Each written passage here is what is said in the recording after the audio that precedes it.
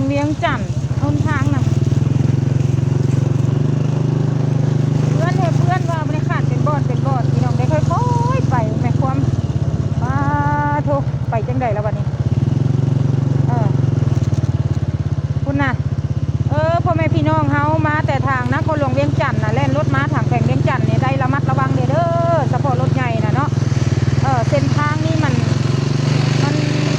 เปื้อนแห้งมันอันตรายขุ่มมันนะเนาะมันเป็นขุ่มเลิกไตพี่น้องเนาะ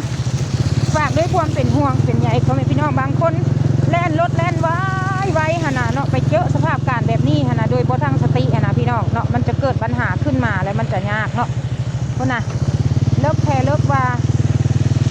ความเป็นขุ่มนะอีต้นรถนะ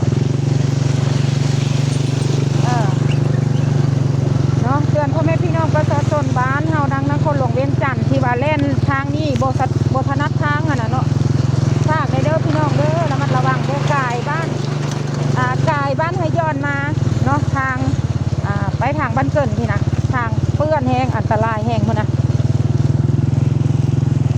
เปื้อนอีหลี